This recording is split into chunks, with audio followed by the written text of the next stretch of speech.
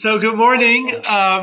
Let us begin with the Parsha this week. The Parsha this week is Shemot, or Shemos, which is the first Parsha of the book of Exodus. So we're already in book 2, and this opens up with Shemot means the names of the Torah lists the names of the children of Israel that came down to Egypt, but they're growing. Joseph and his brothers all die. And now there's a whole new generation, but originally there were 70 people that came down, but they're growing very, very, very quickly, and the Egyptians are getting worried that they are going to soon become larger than them, and they say, so Pharaoh says, let us be wise and figure out a way to make them shrink in size or not threaten us. They felt threatened by them, and by the way, all anti-Semites somehow always feel threatened by Jews. They always claim victimhood. Including that goes throughout history. But next week we're going to do a class. We'll talk more in detail about anti-Semitism. So Pharaoh enslaves Israel and forces them to build cities for him and make bricks for him. And then he calls on the Jewish midwives, asks them to kill all the Hebrew boys that are born, allowing the girls to live. But they do not listen. And Pharaoh then orders his own people to go into the homes of the children of Israel and kill all baby boys, throw them into the Nile. And then the Torah tells us how there was a couple, doesn't in this week's parsha give us the name, but later it's going to tell us that this is Amram from the tribe of Levi, married to a woman called Yocheved. And they have a child, a boy, and at first she hides the boy, but she's afraid she cannot hide him anymore, so she puts him in a basket and puts him in the reeds next to the Nile, and Pharaoh's daughter comes to bathe in the Nile. She sees the box, and she opens the box. She sees a crying child, and she says, this must be a Hebrew child, and she decides to raise the child. She brings the child home, finds a wet nurse to nurse him, and raises the child as her own. She calls his name Moshe. And Moshe, I've forgotten a very important detail. Moshe's sister was standing nearby to see what would happen to him. And when she, when Pharaoh's daughter finds Moshe, she is looking for a wet nurse, and Moshe's sister Miriam offers her own mother as a wet nurse, and so Moshe is nursed by his own mother, and but then she must bring him back to Pharaoh's daughter to be raised after he no longer needed to nurse. However, it appears that as a result, Moshe retained connection with his family, knew who his biological family was, though he was being raised in the palace. As a young man, Moshe goes out to check on the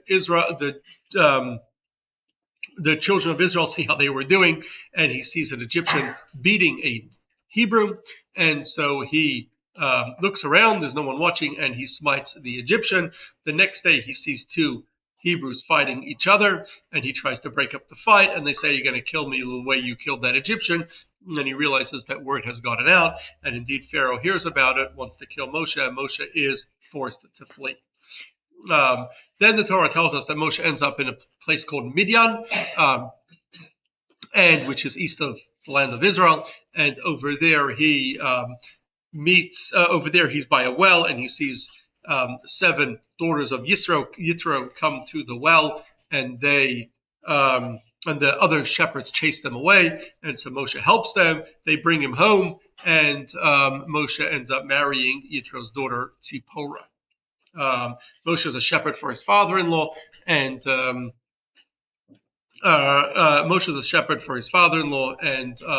that's when he meets Hashem at the burning bush. They have a very long conversation where Hashem asks him to go and take Israel out of Egypt. First, Moshe refuses and gives various excuses why he cannot go. And there's some very powerful parts of that conversation where Moshe asks Hashem for his name, and it speaks of Hashem's names, and there's some very kind of important Jewish fundamentals found in that very, very long conversation that takes up almost 2 chapters in the Torah. Moshe finally does agree to go. He fetches his wife and his children.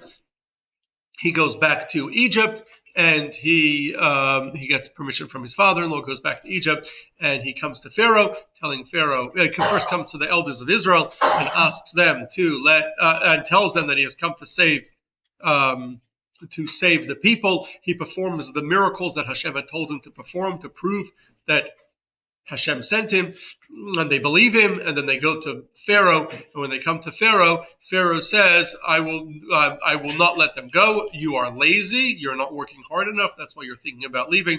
I'm going to make you work harder. Until now, we didn't provide straw for the people. Now we're going to, now we provided straw for them to make bricks. Now we're not going to provide straw. They're going to have to go find it themselves. The people spread out to find straw, and as a result, they were not able to make their quota. And since they were not able to make the quota, they were beaten, or the overseers, the Jewish overseers, were beaten for failing to make their quota. They came to Pharaoh to complain. Pharaoh said that you are not working hard enough. That's why you're talking about leaving. And so Pharaoh tells them to go back to work. They meet Moshe and Aaron on the way out. And they tell Moshe and Aaron, ever since you came, you made it even worse for us. And Moshe then turns to Hashem and says, why have you done bad to this people? Why have you sent me? From when I came, things have only gotten worse. And Hashem says, don't worry, you will yet see what I will do and how I will take the people out of Egypt. And with that, the Parsha ends. Again on a cliffhanger, and you got to wait till next week's Parsha to see what actually happens. So that's the Parsha in short. Just a special date this week. This coming Friday is the 20th of Tevet, which will be the yahrzeit, the anniversary of the passing of the Rambam, Maimonides. We have done multiple classes, both on the life story of Maimonides himself, one of the most amazing figures in Jewish history, as well as I think we did a class on his Mishnah Torah, on his most important work, his encyclopedic work on Jewish law, and so we'll talk about him. His yahrzeit is going to be this coming Friday. Any questions on the Parsha? Okay, I guess you are all familiar with the story. We all know the story from the Seder, right? From the story of Passover. I should also mention one other thing, that these 6 weeks, when we tell the story of the Exodus in the Parsha, which are also 6 weeks in the winter, when in the dead of winter, as they would say, when it's cold, rainy, even in California, and short days are known as days of mercy. In older Jewish communities, they would fast often during these 6 weeks and had special prayers they would say, but it's definitely a time to increase in Torah observance during these 6 weeks, known as Shovavim, which is an acronym for Shemot, Va'era, Bo, B'Shalach, Yitro, and Mishpatim, which is these weeks that we're in right now, starting with this week, which is Shemot. So with that, let's get straight into this week's topic, which is the story of when an angel attacked Moshe.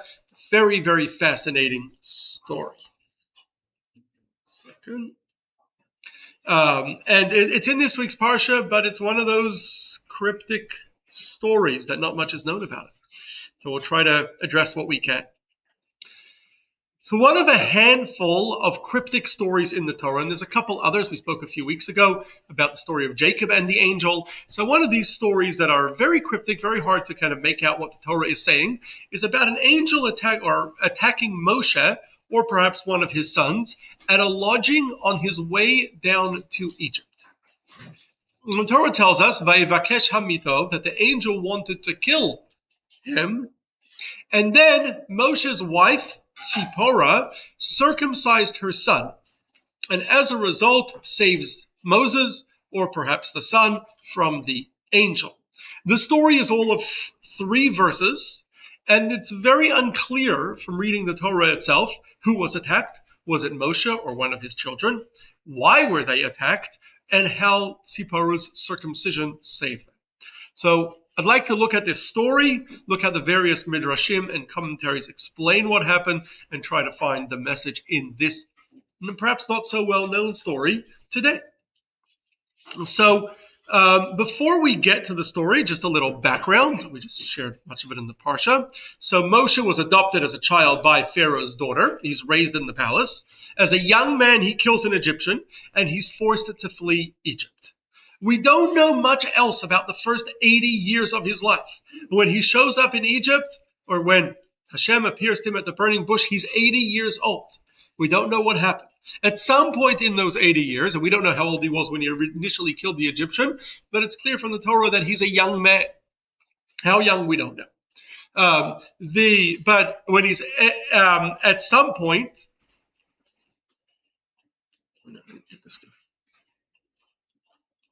so at some point Moshe shows up in Midian. Midian is the land to the east of, or perhaps southeast of, the land of Israel.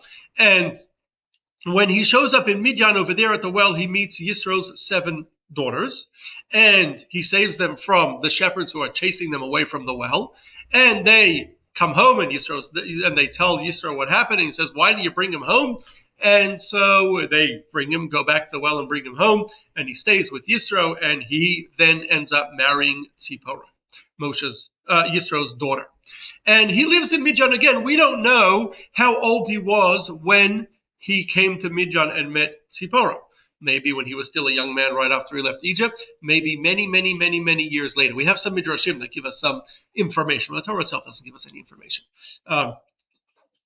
And so he marries Yisro's daughter. They have a child who's called Gershom. Later, they're going to have another child. Exactly when the second child is born itself is up for debate, and we'll soon talk about that. But Moshe then settles in Midian as a shepherd for his father-in-law's sheep. That's what he's doing for a living, and settled in Midian, far away from Egypt. It is then, when he is 80 or almost 80 years old, that he is one day with his father-in-law's sheep, and he comes across the burning bush at Horeb, or Sinai. And then Hashem told him that he was to go to Pharaoh and lead Israel out of Egypt. And that's when they have this initial very long back and forth, which perhaps is a subject for another time, and Moshe finally relents and agrees to go to Egypt. So at this point, Moshe goes back to Midian and asks his father-in-law for permission to leave. He doesn't tell him the truth. He tells him, "I'm going to go see how my family in Egypt are doing." And his father-in-law, Yitro, gives him the blessing to go.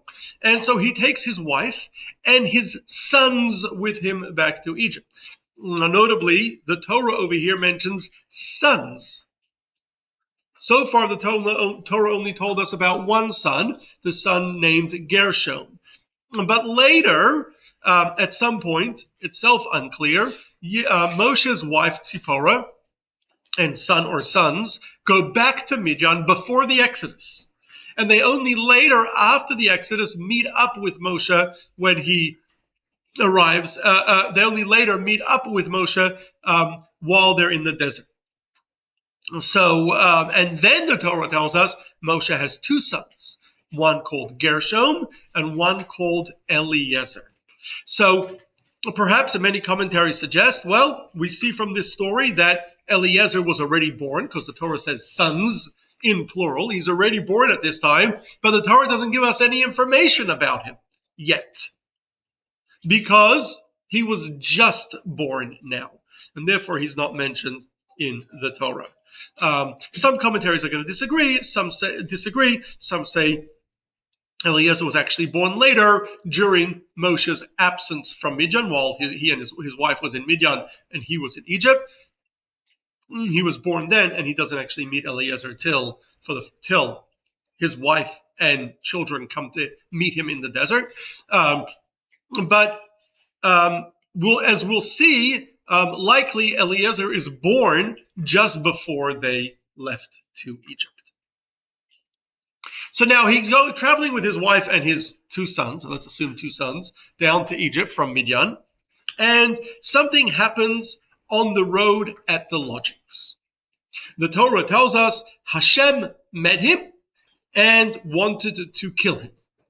Now, commentaries make it clear that Hashem doesn't meet people directly, but it's an angel of Hashem. Some representative of Hashem met Moshe and wanted to kill him. And then the Torah continues and tells us that his wife Tziporah took a rock or a knife, she cut her son's foreskin, she threw it at his feet, and she said, Ki chatan damim ata li, you are the groom blood to me. And then the angel let go of him, and Tziporah said, Chatan damim lamulot, the groom blood for circumcision. Very, very cryptic story. Who did Hashem or his angel want to kill? How did Tziporah know about it? Why would Hashem want to kill Moshe, or perhaps his children? And which son did she circumcise? Why was that child not circumcised beforehand? How did that circumcision resolve the problem? And what do the words chatan damim, or literally groom blood, mean? So there are a number of midrashim that address this. One is quoted in the Talmud in the book of Nedarim 31b.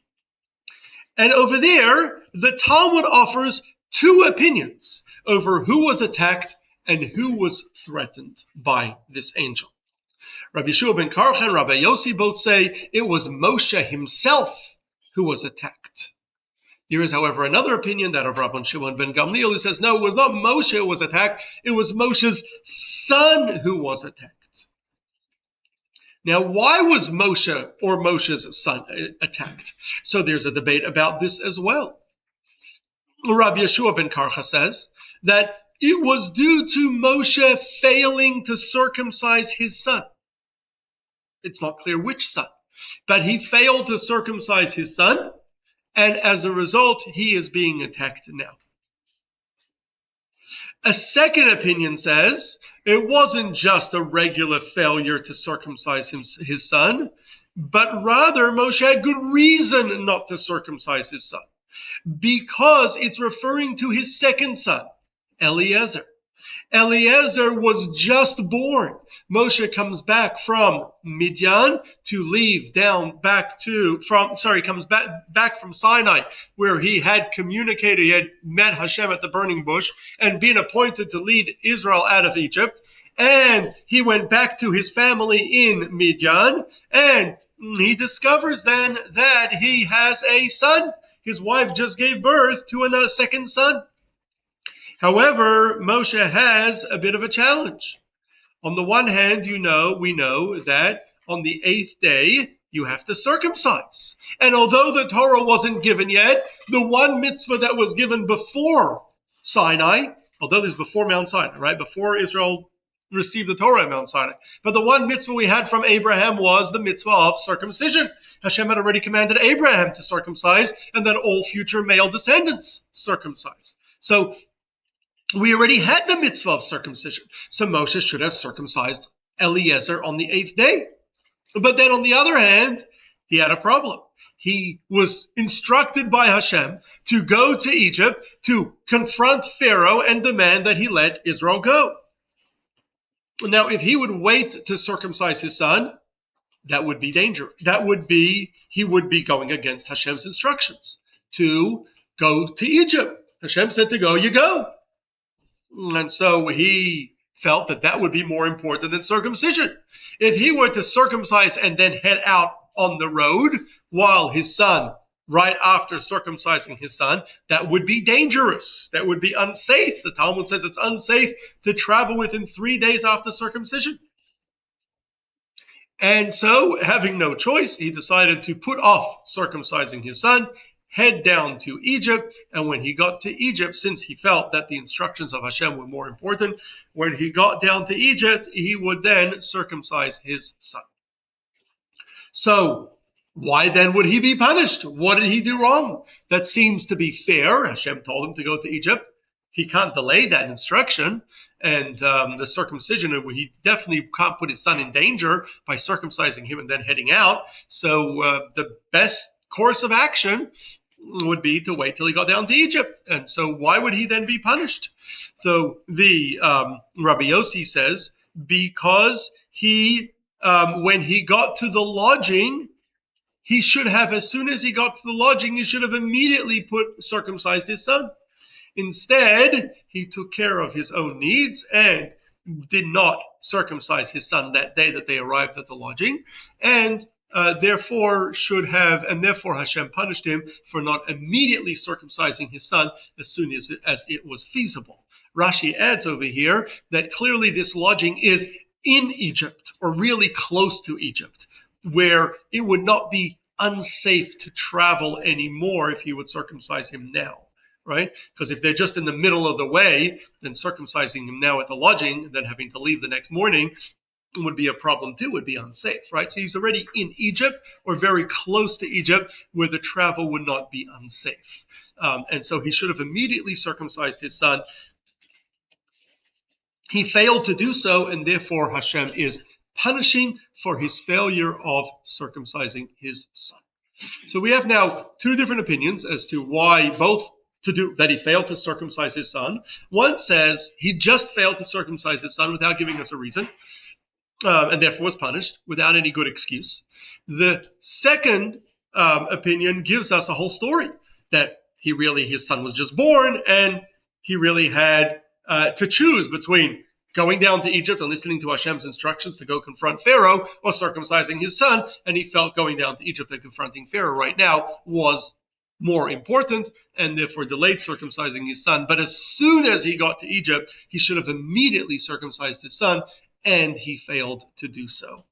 To shed some light on that first opinion, the Targum Yonatan ben Uziel and a number of other midrashim give us another explanation as to why he would not have circumcised his son.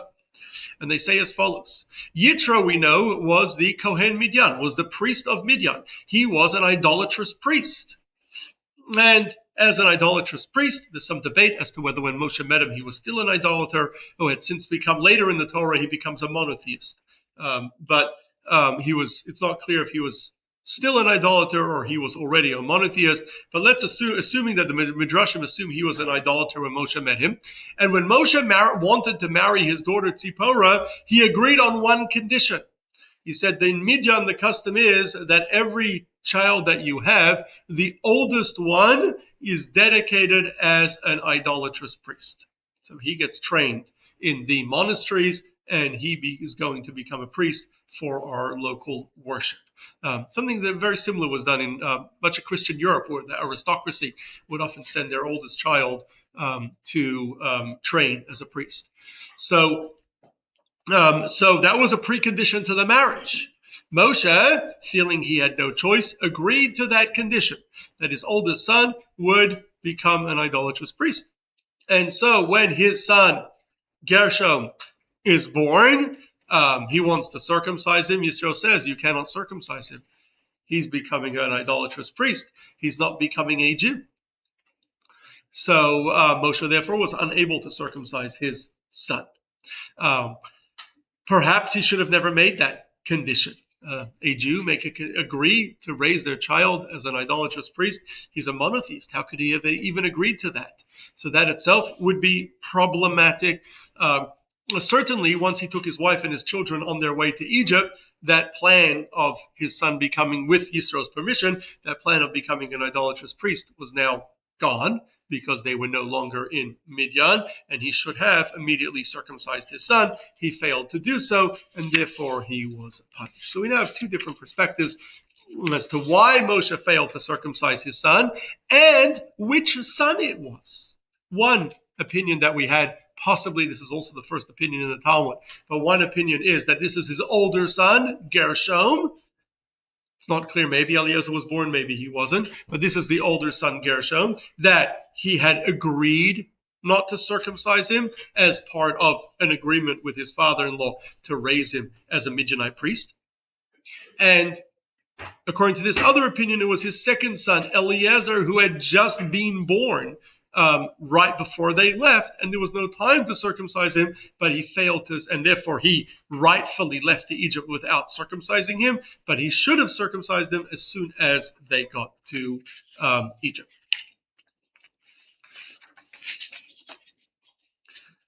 Any questions?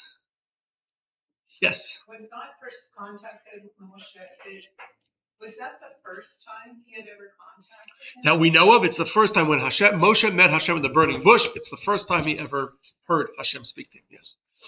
It seems odd that, here he is 80 years old. This is the first time God contacts him.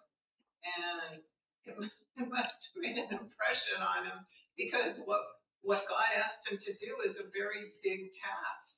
Well, he didn't want to do it. What God asked him to do was a very big task, and you're surprised that he agreed. He didn't at first. He did not agree, and they argued for a number of days until he finally agreed.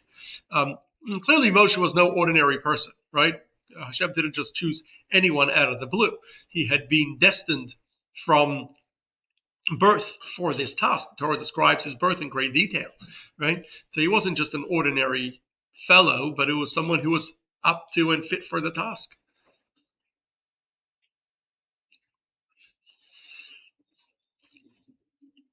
So the Torah tells us that Hashem met Moshe, vayifkesheo Hashem, vayivakesh hamito. He met Moshe and he wanted to kill him.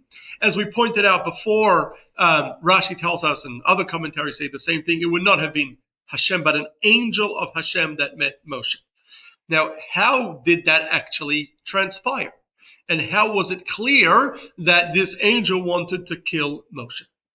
So Rashi tells us, based on the Midrash, that a snake appeared and swallowed Moshe from his head all the way down to his waist, and then released him and swallowed his legs up to his waist.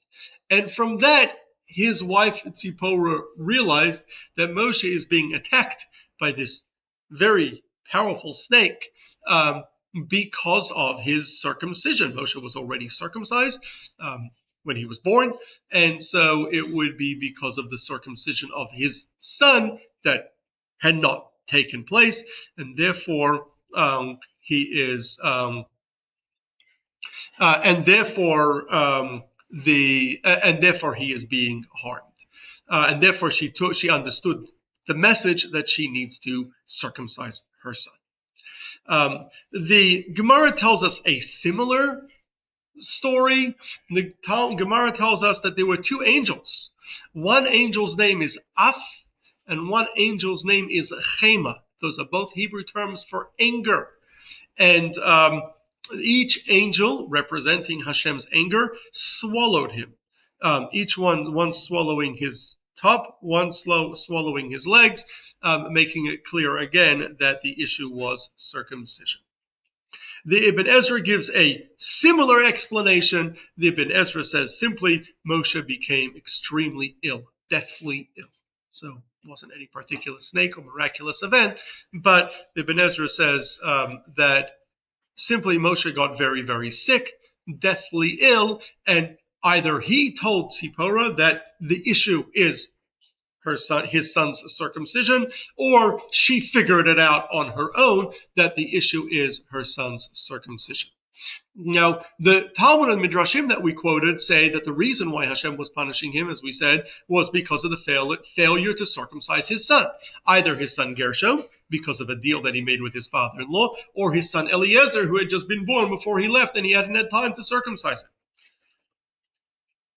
But it was due to a failure of circumcising his son, which makes sense from the story, because as soon as Tziporah circumcises the son, then he's released, and the angel goes away and stops bothering him.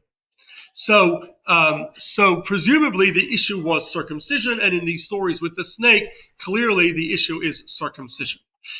However, other commentaries give other explanations as to what Moshe did wrong and why he's being punished.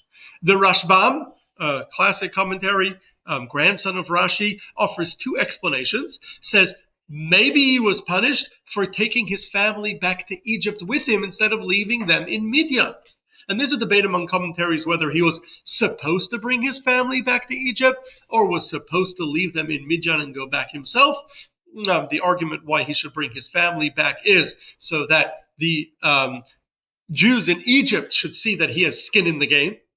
He has his own family is here, although he sends them out before the Exodus. That's clear from the Torah. According to another view, he should not have brought them. It was a mistake to bring them. And so the Rashbam says maybe Hashem was punishing him because he decided to bring his family when he should not have done so. Or the Rashbam offers another explanation. He is being punished now for refusing initially to go to Egypt and take the people out of Egypt. When Hashem initially met him at the burning bush, he refused. And he refused multiple times. And this very, very long conversation until he finally agrees. There's no punishment then, but now Hashem is punishing him for his initial refusal. In that case, the circumcision seems to have saved him, not because the circumcision was the reason for the problem, as the Talmud of the Midrashim say, but rather it brought an extra mitzvah to him, it gave him extra credit, and therefore Hashem let him go, and Hashem saved him as a result. There are, as we pointed out, there's not everyone says it was, although I keep saying Moshe, there's an opinion in the Talmud that says it was not Moshe himself, but rather his child that was attacked or became sick. So how does Tziporah save them? So Tziporah is the wife. She sees either Moshe or the son being attacked by the snake or perhaps becoming very sick. And so she circumcises, she figures, assuming that the reason for this is a failure to circumcise her son, she goes ahead and she circumcises her son. Perhaps Moshe told her so as he's being attacked, or when the son is sick. Perhaps she decided on her own, she figured out on her own that the problem is a lack of circumcision, and so she therefore decides to, she therefore circumcises her son on her own. The Talmud debates based on this. Are women allowed circumcision as a mitzvah for men? Women don't have a mitzvah to circumcise, so can women circumcise Jewish boys or not? And there's two opinions in the Talmud, and they argue about this story, about what Tziporah did, where she circumcised her son.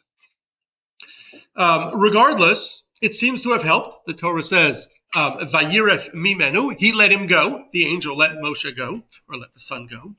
And then she declares, Chatan damim ata li. You are the blood groom of my, so you are the blood groom to me. What does she mean by that? So there's different ways of understanding it, but she tells her son that you were the cause of my groom, meaning my husband, being killed. My husband was almost killed due to you, due to her son and his lack of circumcision. Now, not that it is his fault, but his lack of circumcision was of the cause, and she was happy, in other words, that she had discovered the cause, why Moshe was being attacked, and she knew, and she was able to rectify it, she was able to fix it by doing a circumcision there and then on the spot, and she was glad that she had now saved her husband's life.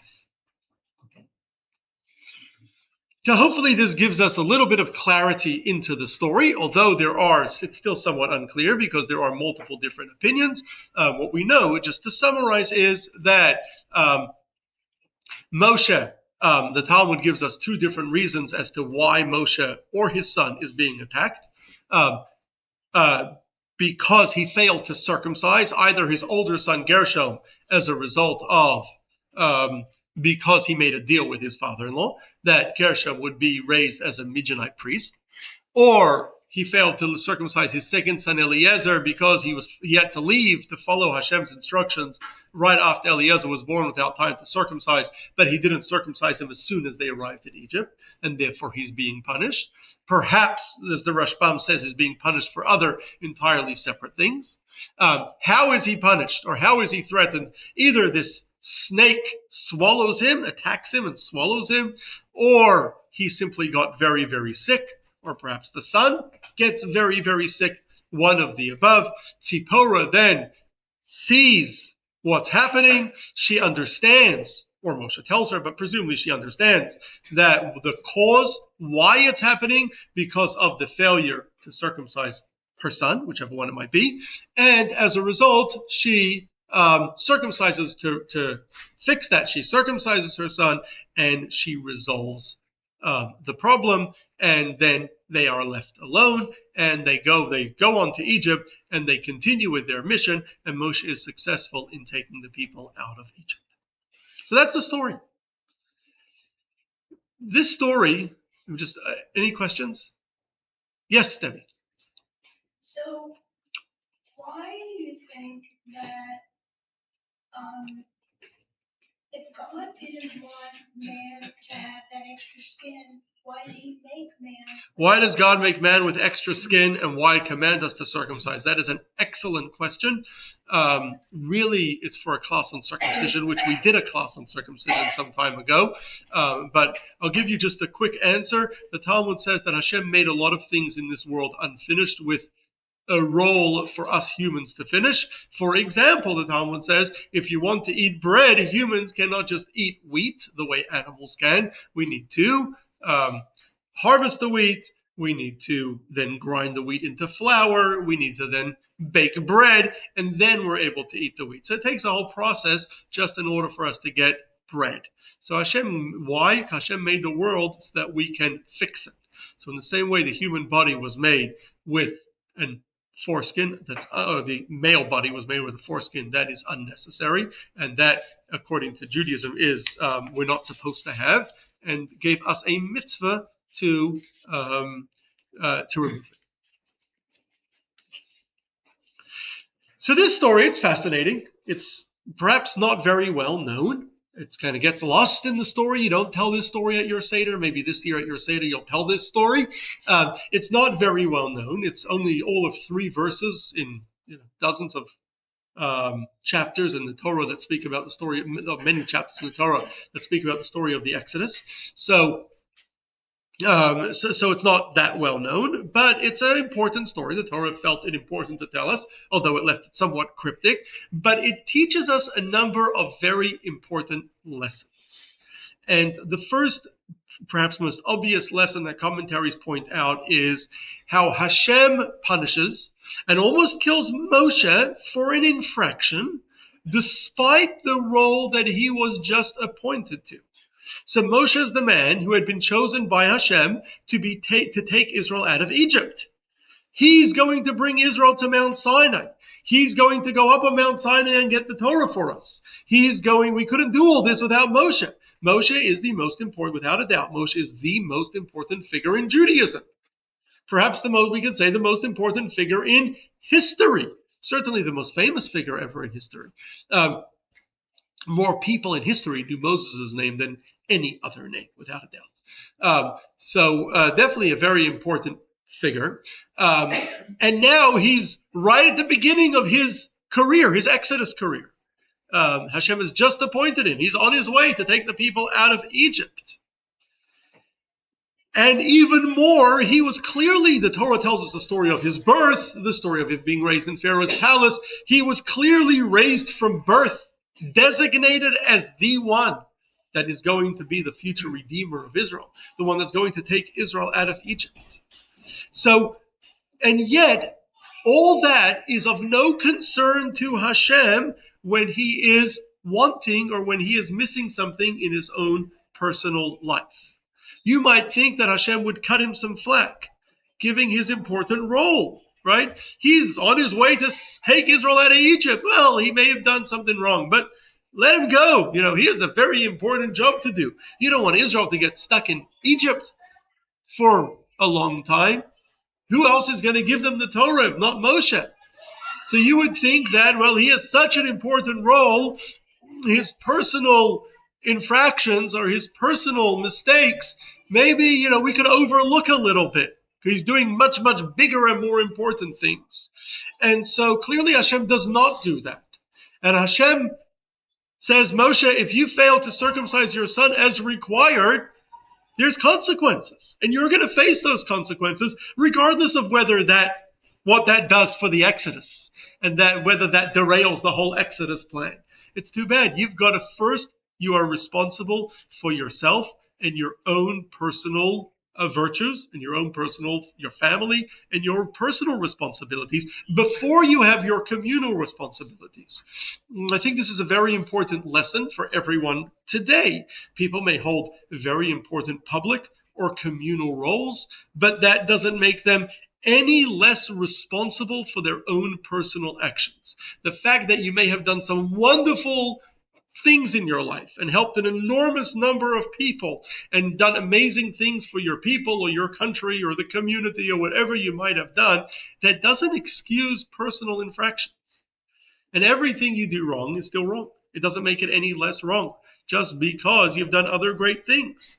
It doesn't take away responsibility. Unfortunately, often very important people think they could get away with personal problems or not care for their family because they're doing much bigger and more important things. And Hashem over here, right at the beginning, is teaching Moshe, and by extension all of us, a lesson. Doesn't matter what job you have, doesn't matter how important you might be, doesn't matter how much you're needed. Your first and foremost responsibility is for your own rules and ethics and for your family.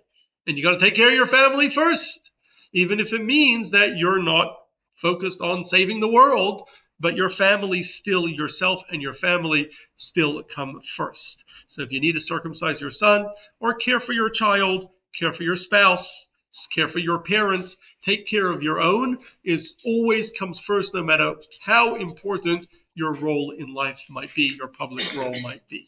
And to the point that the fact that Israel needs Moshe right now is irrelevant. He first needs to take care of his son's circumcision, and failure to do so will lead to him derailing his entire mission. So that's one very important lesson that the commentaries point out. A second important lesson that I think we see in this story is the hero of this story is Tziporah, Moshe's wife, right? She is the great hero in this story. We actually know nothing else about Tziporah. The Torah tells us Moshe married Tziporah. They had 2 children together. Other than that, there is nothing else we know about Tziporah except for her showing up in this story. For whatever reason, Torah doesn't share with us any more information. But this story tells us a lot about her. She was not a prophet, as far as we know. She was not the one to communicate with God. She was not the one that was sent to Egypt to lead the people out of Egypt. She was just his wife, right? And yet, when she was in a situation where her husband or perhaps her child was in trouble, she didn't say, well, he's Moshe, so he should deal with this, right? He knows how to fix all the problems. He's the great Moshe, right? He speaks to Hashem directly. He should be able to resolve this. But rather, she stepped up herself when she saw something needed to be done, that Moshe or her son was being hurt because of the lack of circumcision. She stepped up. Not us. We don't know if she's had any experience in circumcision before. Maybe. But she stepped up and she circumcised herself. She did it on her own, something that would not be normally her role to save her husband. I think this teaches us something very important. Often, when something is needed to be done, we often like to let the powers that be take care of whatever it might be. There are plenty of people who they have a role. Their job is to take care of these things. Or there are other people that can resolve it. Other people can fix it. Other people can take care of these things. That is a big mistake. The Baal Shem Tov taught that if you see a problem, the very fact that you saw the problem is evidence that Hashem placed you there in that time and place to see the problem so that you can step up and do something about it. So whether someone needs help, someone needs an action needs to be done, something is not getting done, don't go and tell other people that they should do it. Stand up and do it yourself. The Talmud uses the term Kraina de Igarta Ioda Lahava Pravanka. The reader of the letter or the person that says something should be done, should go and do it yourself. Don't ever rely on others, no matter who else you might be able to rely on, even if that might be Moses himself. Don't rely on others. Step up to the plate and do things yourself. Now, you got to be careful here. There is, of course, I think we have to add in the disclaimer. Sometimes you have to be careful not to cause more damage than harm than help. And sometimes it's something that you simply cannot do or don't have the skills to do. And the best thing you can do is call for help to the right people. That might sometimes be the best scenario, depending on what the problem is. It might be notifying others, letting others know that there's a problem, finding the person who might be in position to help, right? Because that might not be you. Not always are you in position to help, but you might be in position to help. You're always going to be in position to help indirectly or help in some way. And so I think that perhaps the most important lesson from this is that if you see a problem, if you see someone in trouble, or you see something needs to get done, don't ignore it and let other people take care of it, but learn from Tziporah. Step up yourself to the plate. Make sure whatever needs to get done gets done. Make sure things are resolved, and you do it yourself. Don't ever rely on others and assume that others will somehow fix the problem. So that's our lesson from the story of Moshe and meeting this angel and being attacked by the angel. Hopefully now, I don't know if anyone knew the story beforehand, but now you all do. I want to again wish Barry a happy 90th birthday. Thank you for sponsoring. Anyone that wants to sponsor a future week would be greatly, greatly appreciated. Next week, I know I've already mentioned this last week because I've been working on this one for a while. We're going to do a class on philo-Semitism. Philo-Semitism is the irrational love for Jews, right? You hear a lot about anti-Semitism, but nobody speaks about philo-Semitism and the many philo-Semites out there. And I think it's very important because understanding philo-Semitism will help us get a much better understanding of anti-Semitism, because they're flip side of the same coin, right? So if you understand philo-Semitism, you'll understand, I think, much better understand anti-Semitism, and especially with today's recent surge in anti-Semitism, and by the way, philo-Semitism, I think it will help us understand the situation we're in a lot better. So that's going to be next Sunday. I hope to see you all. Invite your friends. We've had the last 2 weeks, we've had a nice crowd here, but let's get more. Let's increase it. We'll run out of food. We'll get more food if we need. So please invite everyone to join us next week. What?